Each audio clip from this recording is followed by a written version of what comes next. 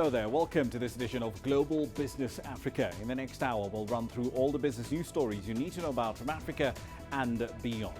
Let's start with a quick run through the markets here for you. So the all share at the JSE ended 2019 11% higher, and that trend seems set to continue in 2020. We're looking at a 1.5% rise in a fortnight. The macro picture in South Africa, though, is still quite bleak. There's a survey out today pointing to consumer confidence still hovering around two-year lows. There's more data to come in the week. November retail data out tomorrow, mining output data the day after that. So might a rate cut from the central bank, if that happens, help the broader economy and by extension, South African equities? Here's what's coming up tonight. We'll be analysing the key components of Nigeria's new Finance Act. Britain, France and Germany triggered dispute mechanism on the 2015 Iran nuclear deal. And we'll visit China's icy heaven for winter lovers in the northeast. And that's almost going to be like a bit of a trip to Winterfell. But before we get there, let's start tonight's show in Nigeria. From individuals to households, businesses large and small, the new Finance Act appears to have something in it for everyone. In what seems to be a new dawn for the Nigerian economy, at least as far as fiscal policy is concerned, President Buhari signed into law the Finance Bill of 2019. Now, among other issues, the bill introduces a range of tax reforms designed to attract a lot more investments and to improve business climate that many investors have been very critical of. So then, let's examine this in a bit more detail, the implications, if you will, of the 2019 Finance Act with Gabriel Idahosa. He's an economist and the former chair of the professional practice group at the Lagos Chamber of Commerce.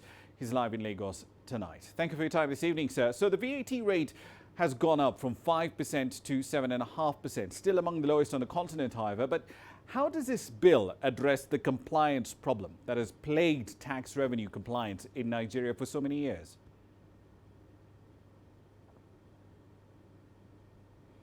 Well, the rate does not really affect the compliance level.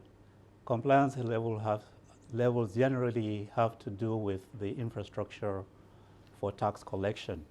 The Federal Inland Revenue Service that collects that, the VAT, has a relatively small amount of offices around the country the size of Nigeria to collect those taxes. So the infrastructure, the capacity in terms of offices, in terms of the number of people hired by the Inland Revenue Service is the critical factor. For collection to be effective, we need to have perhaps 5 to 6 or 7 times the number of people we have in the Revenue Service. We probably have to have about 2 or 3 more times the number of offices around the country. So it really has to do with that capacity to collect. At 7.5, after provision for a lot of exceptions, a lot of exemptions for various basic food items and daily needs. So the impact generally on the lower and middle class on that of the increase in VAT will not be very significant. But it is the collection capacity of government that will inform how much more revenue the government can recover from this increase in the VAT rate. We expect government to put a lot more investment in creation of more inland revenue offices, hiring a lot more people, and expanding the collection software and hardware capacity that they have. If that is done, then the objective of significant increase in government revenues will be achieved. Okay, so the Act also makes it mandatory, because this is, again, another angle on the compliance problem. It also makes it mandatory to have a taxpayer identification number in order to open a business bank account. But to what extent does that help in solving the tax compliance problem, given all the infrastructure issues that you've mentioned?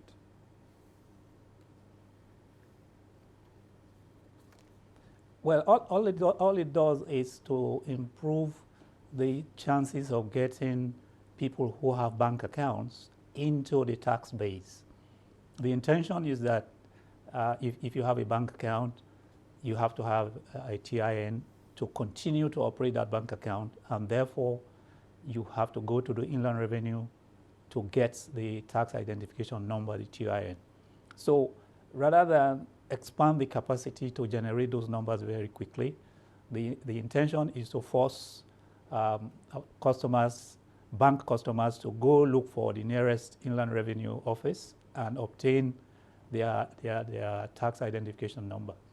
It's a reverse way of trying to achieve the objective. Rather than expand the infrastructure closer and closer to taxpayers in their neighborhoods, in their businesses, they are trying to force them to go back from the banking hall to look for tax offices to get their TIN. So it will have a short-term, very short-term effects to get a few more people into the tax base, but it will not achieve the basic intention of getting a lot more people into the tax base. The infrastructure has to expand very significantly to get a lot more people.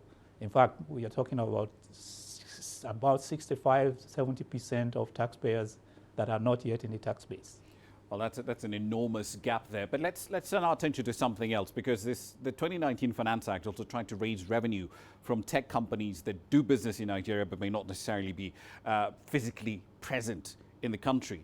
So how will the country collect VAT on digital services from companies like Amazon, for instance, or Facebook or Google, which do business in the country but may not necessarily have a physical presence there?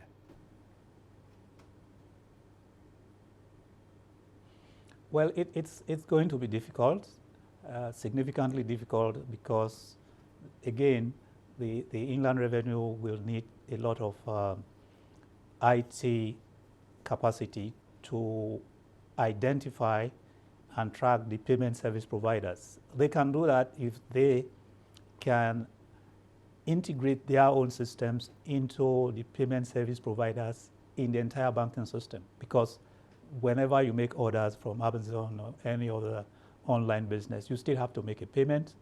That payment must pass through a payment service provider. The payment service providers are licensed directly in Nigeria or have representatives licensed in Nigeria.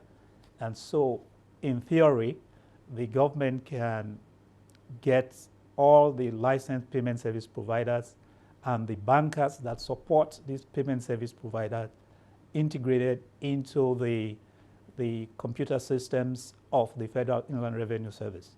In theory, that is possible, but in practice, it will take a lot of work to get all these systems integrated to the point where they can actually capture all online transactions. It's going to be a long-term project just because of the complexity and the volume and the size of the country.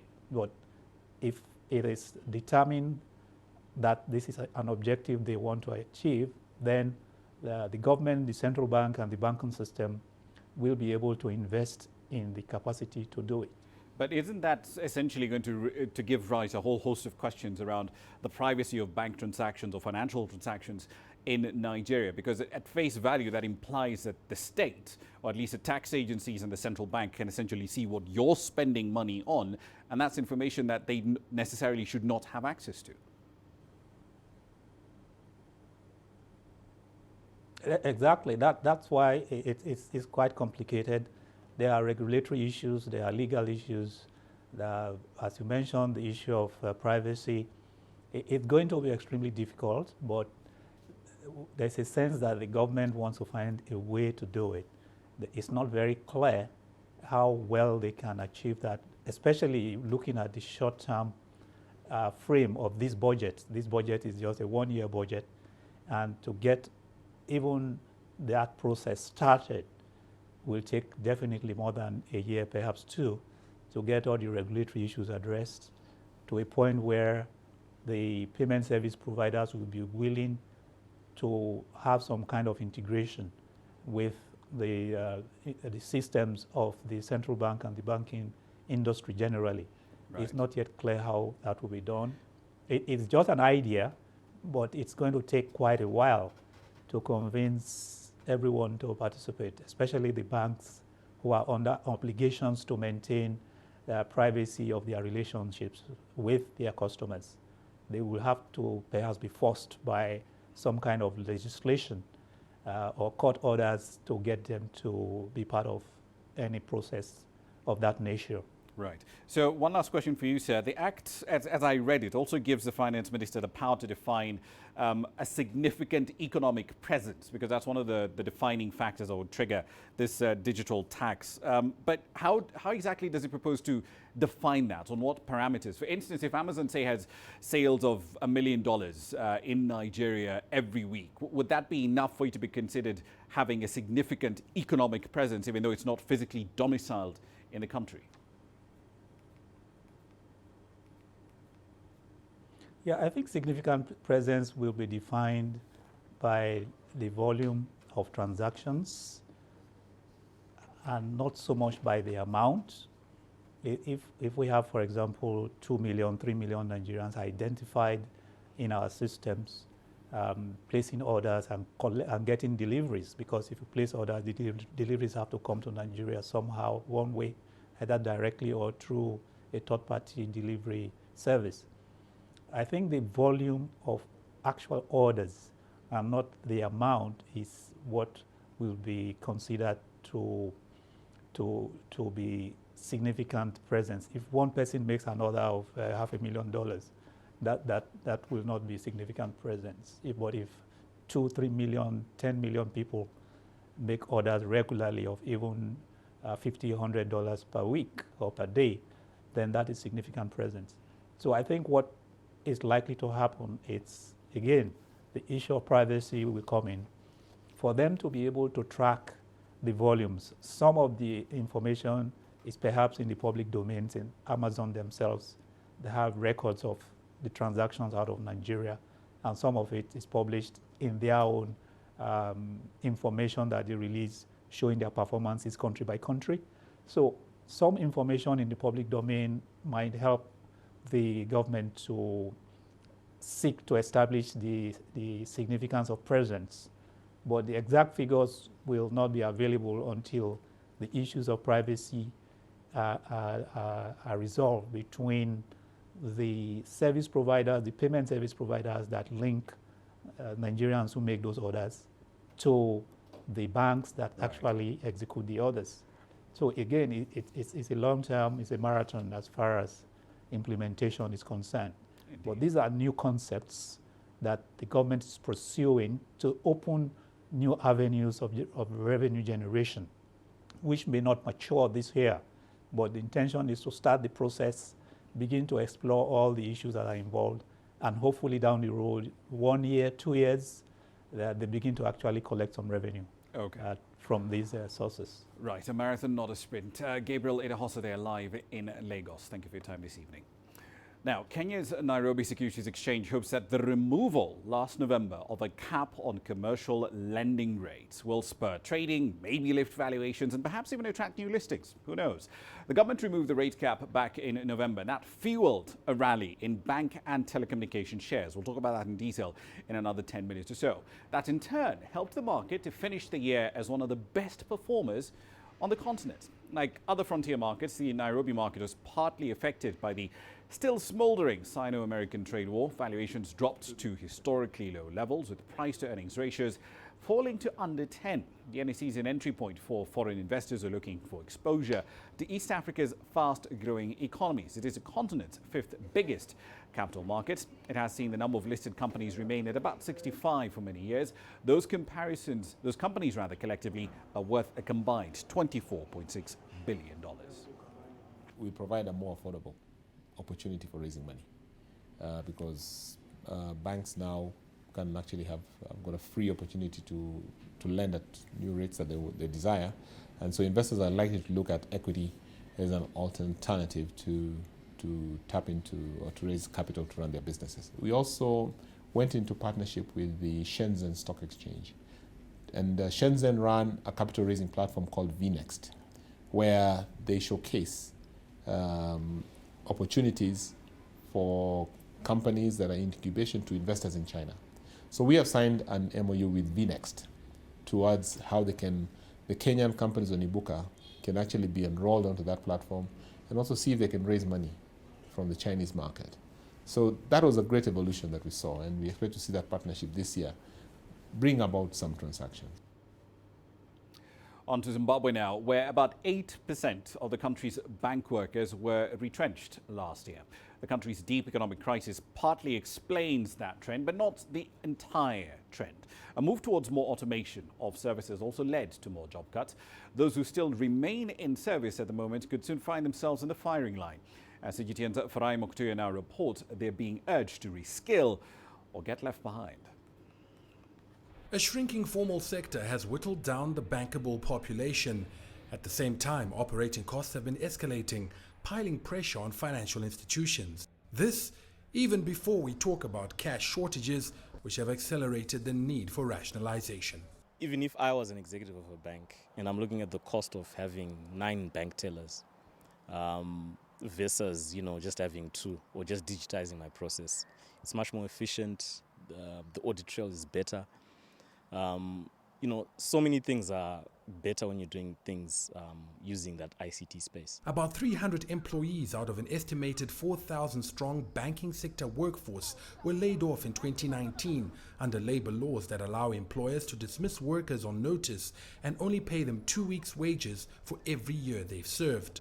With more job losses forecast, those engaged in some of the routine work are being urged to adapt in order to remain relevant in the new order. There is some advisory work that will still be needed. The banks will still be very relevant, where you actually have to visit and talk to someone the way we are talking now and say, I want to invest in this particular industry. What will be your advice? The person will need to take that kind of information, prepare some research report and give you particular advice. If I was a bank teller right now, I'd be looking for some sort of an ICT course, data analysis, something along those lines, because as we digitize, a lot more of those skills are going to be required, and they're not presently here. Globally, they think that there are going to be 30 million jobs that are going to be wiped out, 30 million traditional jobs that are going to be wiped out, but an additional 70 million are going to be created, centering in the ICT space. That means the relentless march towards automation isn't all doom and gloom, especially for those who are willing to embrace it. Ramah Nyang, CGTN, Harare, Zimbabwe.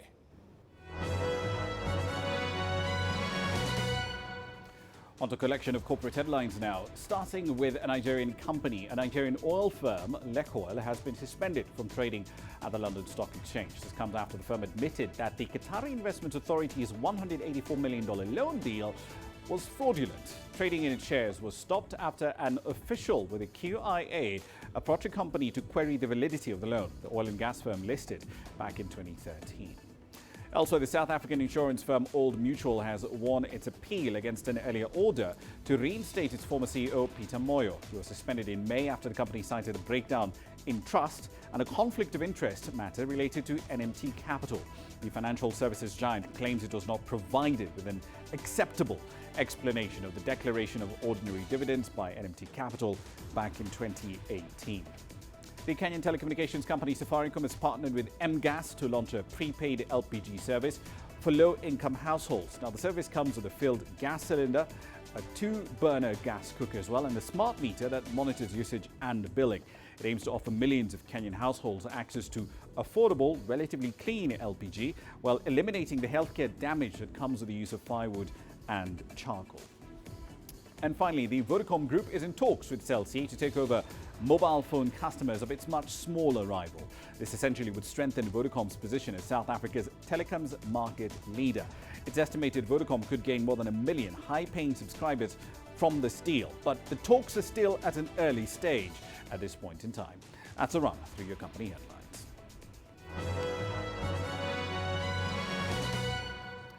We're 20 minutes into the hour. You're watching Global Business Africa. Here's what's coming up next.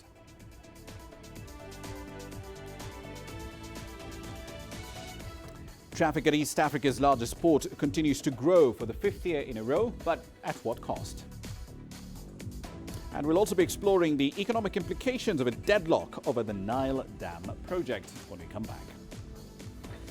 The world economy as we know it is about to change. Global business reports highlight emerging markets, developing countries, and dynamic sectors worldwide. We feature top analysts and newsmakers to provide perspectives on every facet of business. From an on-the-ground perspective, we provide you with balanced and objective assessments. Fast, sharp, and insightful. Global Business. Only on CGTN.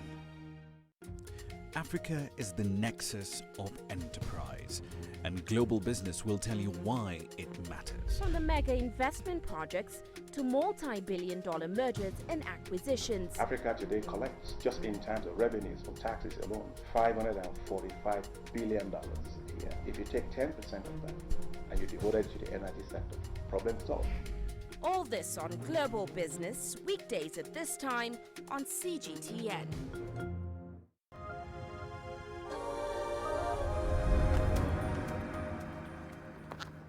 Welcome back. Let's focus on logistics in Kenya. Container cargo traffic at East Africa's largest port continued to rise for the 5th year in a row in 2019, rising to over 1.4 million TEUs, or 20-foot container equivalents. You're going to hear that term a few times in the story.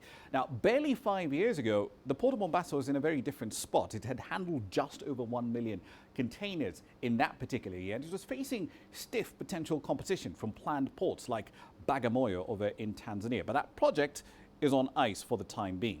Transit cargo through the ports, though, tells a more interesting story. It was up in aggregate by about 3% to 9.2 million tons. But it's where it was going that was particularly interesting. So Uganda, for instance, and Tanzania, their share went up by over 5% year on year. Rwanda was in double digits, up 11%. But it was a DRC that was particularly interesting. Transit volumes there were up by over 25% in 2019. Now, the full-year forecast for the year is about 34 million tons of cargo. About 31.5 million had already gone through the port by the end of November. But it's the details that make this story particularly interesting. This is a split between imports and exports over a 5-year window. It's remained roughly the same, really. 9 out of every 10 tons of cargo coming into the port of Mombasa are basically imports for domestic use here in Kenya. And in between 12 to 14% are exports. Data from the Kenyan Port Authority also indicates that of the 1.4 million containers that move through the port in the data set that we have for 2019, at least a third of those are going back to the port completely empty. So that's an economic structure issue, a productivity issue as well. But how are these moving out of the port? Road haulage is still king. It accounts for an enormous fraction of how the cargo leaves the port of Mombasa as well. In 2018, about 2.9 million tons of cargo moved into and out of the port through the standard gauge rail line. That's the blue bar over here. That's roughly 10% of total cargo traffic for that year. 2019's traffic in the year to September was already higher, 3.3 million tons. But this has come at a cost. I'll address that in just a moment. According to KPA, about 10 cargo trains are running along that near 500-kilometer line to move cargo into and out of the port. So at least on paper, so far, so good, right? Ship waiting times down 40% to about 6 hours. Turnaround time just over 3 days. Containers spend roughly 3 days at the port before they then head out. But this has all come at a cost. You see, the average cost of moving a ton of cargo through this rail line has gone up from about $8 or so in February 2018. It's more than tripled in that period of time to nearly $30 by the end of September last year. And remember, this is happening amidst a huge row between the Kenyan government and logistics companies, which are being compelled to use the rail line to move cargo out of the port, even if road transportation would be a much better option. Some pretty interesting numbers there. We'll keep an eye out for you for the full forecast for 2019. Now, away from cargo and onto Kenyan banks. The bulk of trading at the Nairobi Securities Exchange is literally just centered around Safaricom on one hand and the country's listed financial firms, most of those being banks. Now, when the smoke finally did clear from this disastrous 3-year experiment with capping retail lending rates, large banks were the big winners. In the last 12 months, the best performing stock has been the country's largest bank by assets, KCB, with a 46% price gain. Equity Bank, the number 2 in the market, wasn't far behind, up 43.6% in the last 12 months. Now, banks made up half of the top 10 performing stocks at the NSE over that time frame. But the story cuts in the opposite direction too. Mid-tier lenders like DTB have seen their stock price fall by over 20%. So this disastrous experiment has effectively divided bank stocks into two. Innovators with large, relatively cheap deposit bases on one hand, and everybody else. But should you be bullish on Kenyan bank stocks, even as economic growth slows down? I explore that argument with Mwathi Kilonzo from EFG Hermes. So if you are a large bank with low cost of funding, i.e. a big deposit base, so that's KCB, Equity, Co-op Bank, a large branch network, if you want to call it that, those banks were able to actually use that opportunity to increase their efficiencies. And perhaps the greatest product that came out of that was Equitel. So the equities push into mobile lending and that sort of product. And that means that the cost of going to a bricks and mortar branch went down. So now we've got some of the larger banks who have positioned themselves, and I think some of the smaller, more nimble banks also digitized as well. The ones who really were pinched were if you had a bad credit book, so you had high NPLs, and also you had high costs. So in the old regime, high interest rates to your borrowers were covering for your high cost base. So you could not lend at a lower cost base, and that's what happened. Whereas if you're Equity Bank and your cost of funding is 2%, even if you're lending at 13%, you're still making money. But if your cost base is 10% of your costs of funds, then you can't lend at 13%. Because that then raises this really interesting picture, because looking at the NPL numbers, they usually come out of the central bank every time they have a monetary policy committee meeting, like they will in another fortnight. The thing that's stuck out for me is always the fact that NPLs are very sticky. The net number is around 12%. But then if you drill down to individual banks, the big guys, the KCBs, the equities and so on and so forth, they're in single digits, which suggests that the NPL problem is concentrated much lower down in the other banks. So KCB, even if they have an NPL ratio of 5, because of the size of the book, will always skew the number than, say, a small bank with an NPL of 20, and you saw that. So the biggest change in the industry will come as the big players, the 3 big banks, actually 4 big banks now, you've got NCBA, as those start to see their credit portfolios improve, then you see NPLs coming down. But historically, yes, you have seen a very sticky NPL ratio, and I think, there are legacy banks that have legacy issues, which will take some time to fix. Obviously KCB has taken over National Bank, and that was actually my next question. I mean, we're not a fan. We were never a fan of the transaction. We thought that it was expensive. But, in an environment where rate caps have gone, it starts to make sense. KCB's recapitalized it with 5 billion, which was less than we were fearing. We thought that there'd be a bigger number. So clearly it shows maybe National Bank didn't have a portfolio that was as bad as we feared. What about the equity Atlas Mara one? Because it seems, at least at face value, some of the countries that they're jumping into either are, for lack of a better word, let me use this, they're lemons. Tanzania, not exactly growing rather quickly. Private sector growth has been taking a hit. Zambia, possibly ground zero for debt meltdown across sub-Saharan Africa. The currency has essentially cratered by over 20% last year. Incomes, of course, are taking a hit as well. And the other countries too. Is this a wise transaction for equity? What's in it for them? It's a very good question. And all of us have scratched our heads and tried to come up with an answer. Now, there's one thing we know for sure, that Equity Bank is very well run with a very strong management team who have a very strong culture and way of running banks. So the assumption here is that they've obviously maybe found assets they thought were cheap, where they can essentially parachute their way of running a bank into a situation and improve it. Now, whether Atlas Mara is the right vessel for that, that's a big question, because Atlas Mara, as we know, is a troubled business and hasn't really succeeded and has always been subscale in the right markets. For example, they were not in Kenya, Nigeria, they were in a very small way, but that's not part of the transaction. And the macro in these countries they're going into is very difficult. Zambia is extremely difficult and has been for a very long time. Tanzania at one point was a bright spot, but the macro is extremely difficult. Though, we are seeing some investors start to take contrarian bets on Tanzania. There is a theory out there that what Magufuli has done is taken the pain up front. So assuming, money flows back into EM and risk aversion is not as high as it is right now, maybe Tanzania comes out of this in a good position. I think the DRC transaction, on the other hand, which is separate, is a very positive deal. I mean, DRC is a very interesting place. It's a dollarized country with very high returns, and they've done very well on their previous transaction in DRC. So they've proven that Uganda was a painful entry for Equity Bank. DRC was a very profitable entry now. Now, officials from Egypt, Ethiopia and Sudan are meeting in Washington, D.C. to try and resolve the disagreement over the 6-gigawatt hydroelectric dam that Ethiopia is building across the Blue Nile. The 3 countries are looking to strike a deal on the filling and the operations of the dam by the 15th of January. Here's Kate Fisher with this report from Washington. Ministers from the three countries are meeting here in Washington after talks in Addis Ababa last week ended in deadlock. They're aiming to resolve the long-running dispute by Wednesday, a deadline they agreed to after a meeting in Washington in November with US Treasury Secretary Steve Mnuchin and World Bank President David Malpass. The dispute over the Grand Ethiopian Renaissance Dam has sparked a diplomatic crisis between Egypt and Ethiopia. Both countries see existential threats in each other's positions on the project. Cairo fears it will restrict supplies of already scarce Nile waters, water on which its population of more than 100 million people is almost entirely dependent.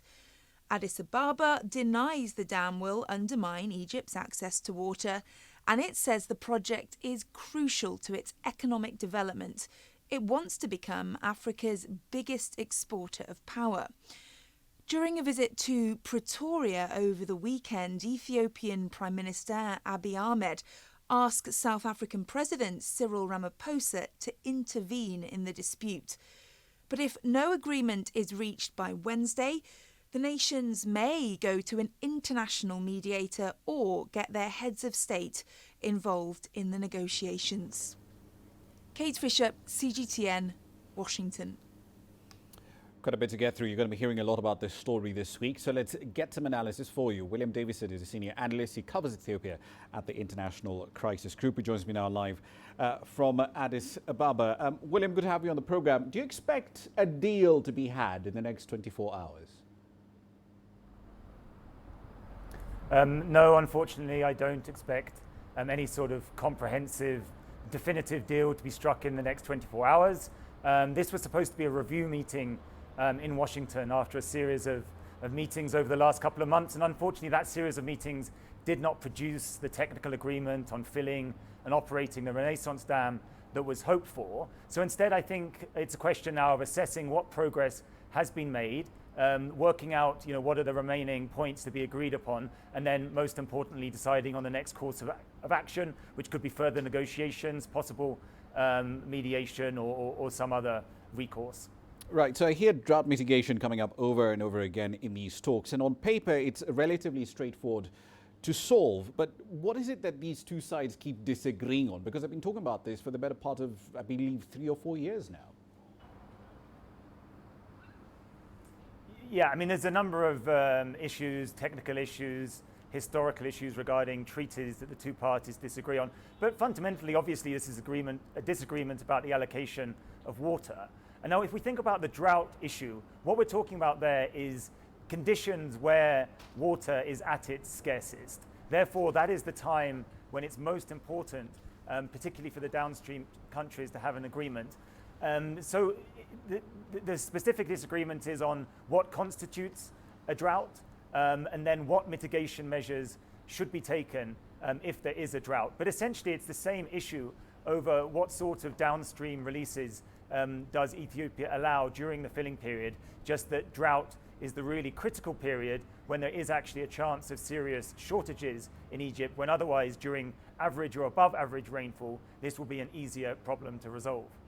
Does the Prime Minister have any political room at home to compromise in any way, shape or form with the Egyptians? Because as you mentioned, there's an element of the 1959 treaty, the Anglo-Egyptian treaty, I believe, over who gets access to the water from the Nile. And perhaps from an Ethiopian perspective, if he compromises, he might be seen as essentially giving in to an imperial treaty. Yes, I mean, I think everyone has to compromise a little bit here, but it's a question of how much. Ethiopia's position on the Nile for a very long time has been clear, and that is that they do not recognize these historic treaties signed during the colonial era or bilaterally between Egypt and Sudan. So there is no chance of Prime Minister Abiy or any other Ethiopian leader accepting the validity of those treaties. However, when it comes to the actual negotiations and the nuts and bolts of this, there is no reason why Prime Minister Abiy and his negotiating team cannot give way a little bit, as long as Egypt is willing to compromise as well on this issue of the Renaissance Dam, but also on the wider Nile Basin issue and the water sharing. So I think both sides need to compromise here, but a little bit, or as much as possible, as much as is necessary. Right, one last question for you. So one of the broader goals around this dam is to provide relatively cheap grid power to a big chunk of Ethiopia's population. But Ethiopia has about 4.5 gigawatts of generation capacity, twice as much as Kenya, but 70% of the population isn't connected to the grid. There's a lot of supply, but the effective demand is not getting to the population. Why? Well, first of all, that's a relatively very small amount of electricity for a nation with a population the size of Ethiopia, over 100 million people. 4 gigawatts is nothing relative to what an industrial nation produces or has the capacity for, which is something like 20 times it. The issue in terms of electricity connectivity is related to the government's resources and the lack of development of electricity infrastructure. And it's also related to the very rural nature of the population. So lots of people still living in the countryside, in villages, which are by their nature more expensive to connect. So there's a lot of work to do, both in terms of boosting Ethiopia's electricity generation and also in terms of improving Ethiopia's electricity distribution as well. Indeed. We'll be there for the time being. William Davidson from the International Crisis Group, thank you for your time. He was live, of course, tonight in Addis Ababa, Ethiopia. Now, on to other matters. The United States and China are in the process of finalizing a list of deals ahead of a high-profile ceremony in the next 24 hours, at which the Phase 1 trade agreement between these two sides will be signed. Few details, though, have emerged about what exactly is in that agreement. And the US president says he wants to start negotiations on Phase 2 immediately thereafter. Nonetheless, the deal still leaves tariffs on some $370 billion of imports from China still in place. As the world's largest economy seek to cast this as a major breakthrough, here's CGTN's Uche Okoronko examining the state of bilateral trade. The trade dispute and resulting tariff wars between the world's two largest economies began just over a year ago. But the reality is US and China trade relations have always been somewhat complex. According to the Brookings Institution, U.S. trade with China has increased from $125 billion to over $700 billion in 2017. That's since China's accession to the WTO in 2001. The volume of U.S.-Chinese trade has increased at an average of 27.4% a year since then. But in that same period, China's economy quadrupled in size, from the fourth largest economy in 2001 to the world's second largest today.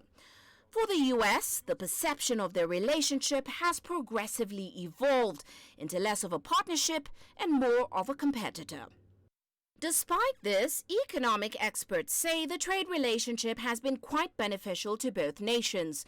The U.S. has become the top destination for Chinese merchandise exports, while China is buying up more and more U.S. goods. While China specializes in low value-add product assembly, using inputs from countries like the U.S., high-value inputs such as research and development, design, distribution, and retail come from countries like the U.S. Take the iPhone as an example. Each unit imported into the U.S. from China is recorded as a $240 import, but China's value add to the iPhone is only around $8.50 or 3.6% of the total, while the imported U.S. value added in the iPhone is worth around $70.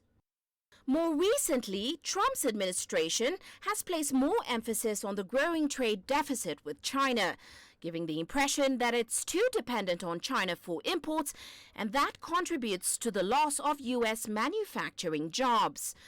The U.S. Census Bureau says its deficit stood at $419 billion in 2018 and is on pace to close out 2019 at about $353 billion. That's 15% less than 2018's deficit. Well, critics say the bilateral deficit does not take into account products manufactured in China by the U.S. and other foreign companies. Moreover, recent data shows U.S. exports to China support around 1.8 million jobs in sectors such as services, agriculture, and capital goods. Nevertheless, the US and China's complex economic relationship goes way beyond trade. It is one that involves debates over intellectual property rights, currency regulation, and the growing protectionist elements within the US. Uche Okoronkwo, CGTN. It's time for a short break. Plenty more coming up thereafter, including this.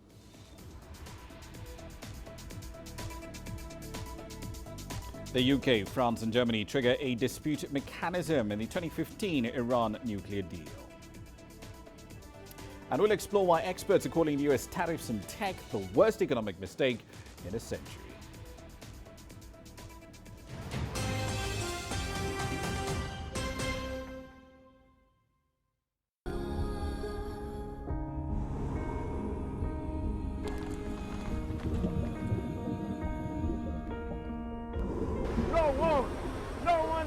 Again, he can hold in guns. Machine guns from police forces toward the protesters.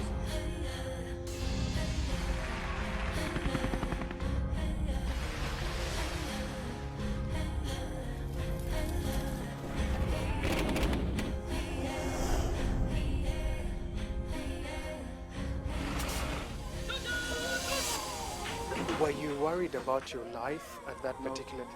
Not at all. The Excellency, thank you very much for your time now. What is your assessment of the state of the continent today? Africa has the potential to power itself. Excuse me.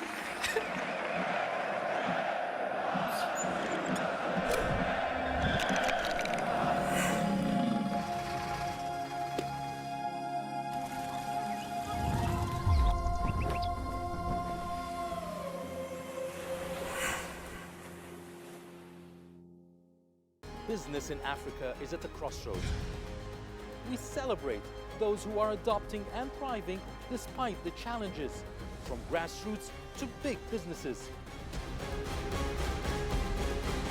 Global Business takes you along for the ride as we track the making of a giant. Only on CGTN.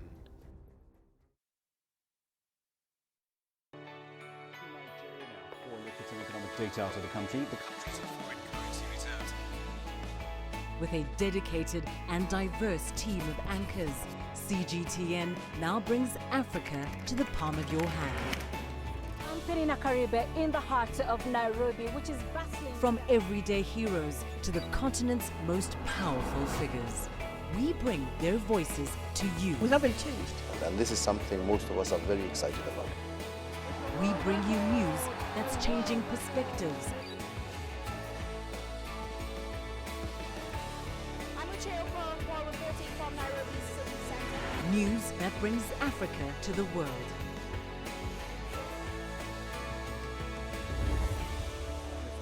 CGTN. See the difference.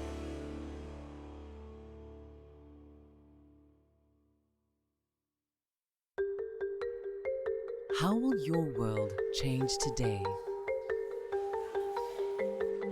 What happens here? What happens there? Or what you make happen for yourself? If it matters to you, it matters to us too. Your stories are these stories that need to be told. Africa Live. Find your voice.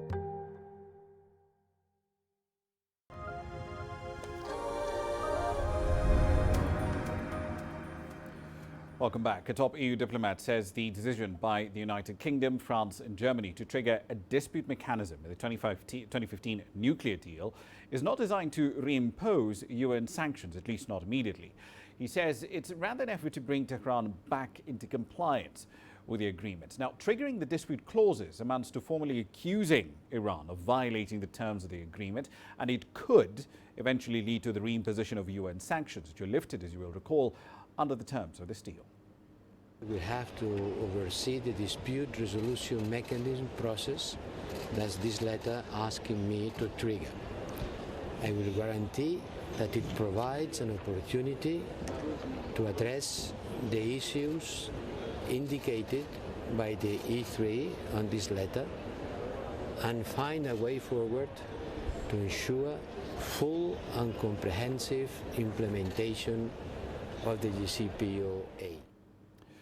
The Trump administration's tariffs and tech have come under sharp criticism from the organizers of the world's largest consumer electronics show, CES. Now, they called the tariffs the worst economic mistake in a century. Yes, CES wrapped up last week with thousands of products having been unveiled, but this Sino-American trade war has left its mark on this event, as CGTN's Mark New now explains.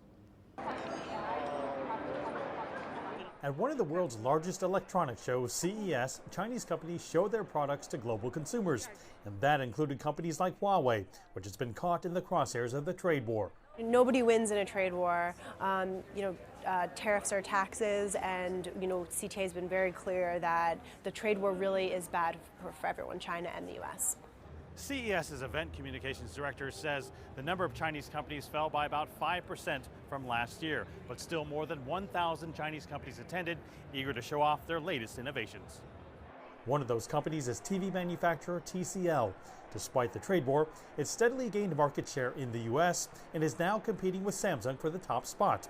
General Manager Sidney Sun says good relationships with the U.S. government and even sports teams have helped it thrive in challenging times. Do your products get hit by the current tariffs? Yes. They do. Yeah, so currently I think we are supported by the government. We don't have any restrictions, etc. So we sponsor the local teams, the sports teams, and we have good relationship with the local community. So far we are good, but we also try to invest more and provide better products in U.S. market. Some Chinese entrepreneurs attending the show refuse to let trade tensions put a damper on their opportunity to showcase their inventions. The trade war maybe have some influence with our industry, but we say everything will become better in the world because we don't want to talk something about the government or the policy. We're doing the business, so everything's fine. The world's largest computer maker, Lenovo, does business in at least 180 markets. The president of commercial PC and smart device business, Christian Theismann, says a diversified supply chain is key to navigating the turbulent trade situation. Free trade is ultimately best for customers, best for consumer. But obviously, we are prepared. We have a global supply chain around the world, in every major part of the world. We are working through the current situation, but I think we are very well prepared. The tech companies we talk to all have high hopes for a resolution of the tariffs, but realize they've got to be prepared to keep innovating no matter what the conditions. Mark New, CGTN, Las Vegas. Still in the United States, the National Retail Federation's Big Show has just kicked off in New York. As the world's largest retail conference and expo, the entire industry comes together to get a perspective on trends, tech and policy. CGTN's Karina Huber is there for a look at the future of retail on What's Hot tonight. At the National Retail Federation's Big Show, the big question is, what will the retail experience look like in the future? Judging by the companies headlining the event, tech is where things are headed.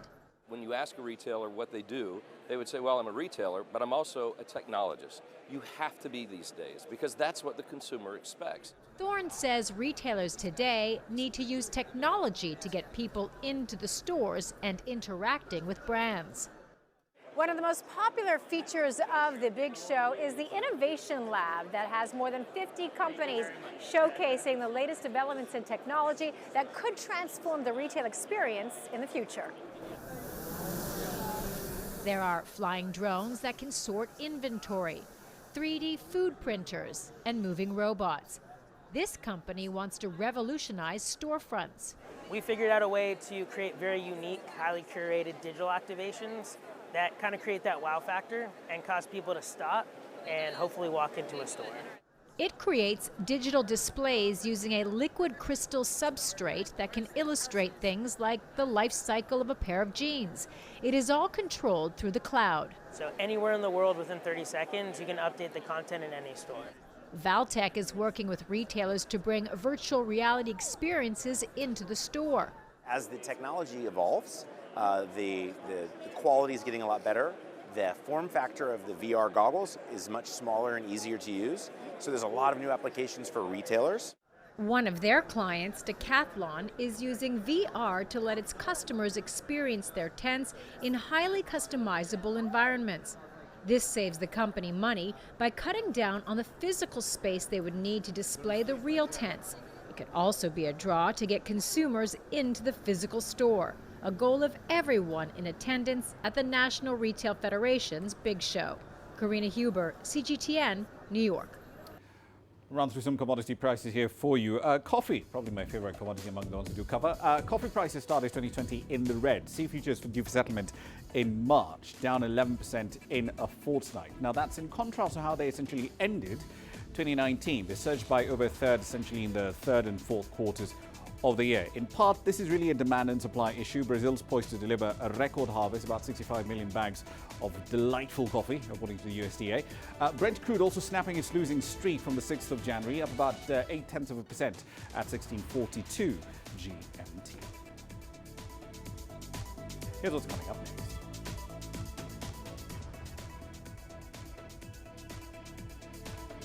When we come back, we'll take you to China's icy heaven for winter lovers in the northeast.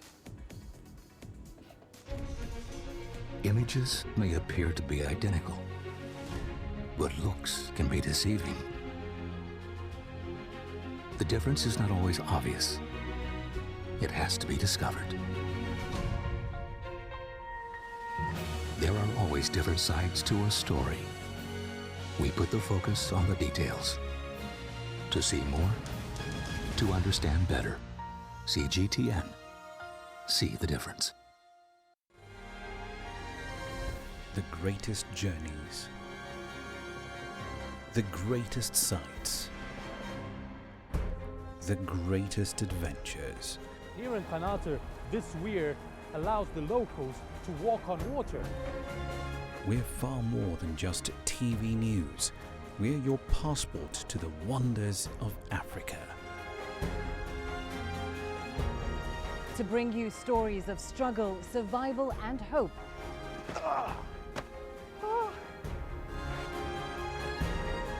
So let's explore.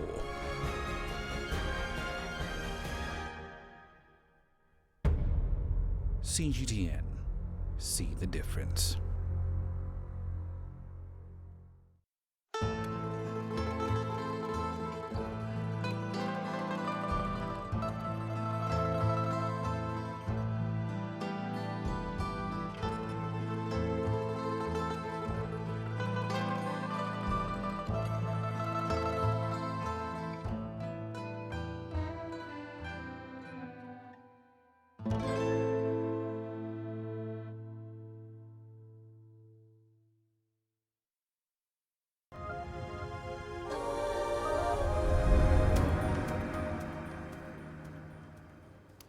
Welcome back. Now, for those of you who enjoy a properly frosty winter, the city of Harbin in northeastern China is a perfect place to visit. You could argue it's about as cold as Winterfell, or colder, but not as bleak, thankfully. Each year, the city turns into a vast fairyland of ice and snow, and it attracts a flood of visitors. CGTN's Francis Koh has this report.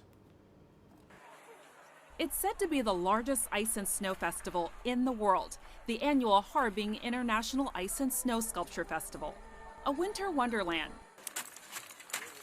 Carved out of 170,000 cubic meters of ice, enough to fill 70 Olympic swimming pools. So you might wonder, where does all this ice come from? You have to travel just a few minutes away to the Songhua River. Before the crack of dawn, a team of 7 men is already hard at work. Their task, to help break up the hard, icy river into blocks that sculptors can carve. Getting them into smaller sections takes time and patience. Large motorized saws cut the ice into rectangles. From the air, it looks like a bar of chocolate. They also use large picks to stab the ice to separate the blocks from the rest of the frozen river. The ice bricks are then lifted onto a conveyor belt and picked up by a forklift. Hard work, but much easier than what it was like before. In the past, ice was dragged to the trunk by a dozen people with ropes and iron slides. Now they use forklifts. At that time, people were more strong. One advantage, they don't have to leave the site for lunch. Workers fish for carp right in the river. By the end of the day, the team will cut about 2,000 pieces of ice, each rectangle worth 35 cents. The workers make about $70 for a day. Some extra money for these farmers who would normally not be working during the harsh winter months. In winter, I have nothing to do at home, so I come out to make some money. I come out to cut ice every year, or I will be bored at home. It's hard-earned money, a 12-hour day in temperatures of minus 18 degrees Celsius. It's also dangerous. Workers often slip into the frigid water, though the team says no one has ever drowned. Despite the challenges, the workers are proud of what they do. Ice also represents the image of Harbin as an ice city. I have strong feelings for this career. I like it. Harbin's ice is clean, translucent, and can create a good atmosphere. The ice in other places is not as bright as Harbin's. Our ice looks best. In recent years, ice scenes have been built everywhere, and they are not as good as Harbin. They rarely see what's created from their work, at least in person. Admission to the Harbin Festival amounts to more than a half-day's wages, so they watch it on TV. A stunning spectacle they know they had a big hand in creating. Frances Coe, CGTN. And finally, in currencies, not much movement on the currencies we do follow. The South African rand still relatively weak. But Kenya's president earlier today was urging the central bank to do what it can to curb predatory lending. But the thing is, most of the firms that actually do that sort of thing outside the regulator's legal mandate. So there was a proposal to sort of partially solve that back in 2018. But the proposal aimed at setting up a new body to regulate the conduct of financial institutions, essentially emasculating, to use the central bank governor's words, the central bank in the process. So it's going to be interesting to see if this idea, this time round, does get any legal teeth behind it. Also, one more for your calendars. Nigeria's central bank has moved its rate-setting meeting to the 23rd and the 24th of January. That's it for this edition of Global Business Africa. As always, we'd like to hear your thoughts on the content you've seen on the program in the last hour. There are many ways to get your thoughts back to us. All of them are on your screens right now. I'm Ramah Nyang in the Kenyan capital, Nairobi. Thank you for your company in the last hour. The World Today is up next from Washington, D.C.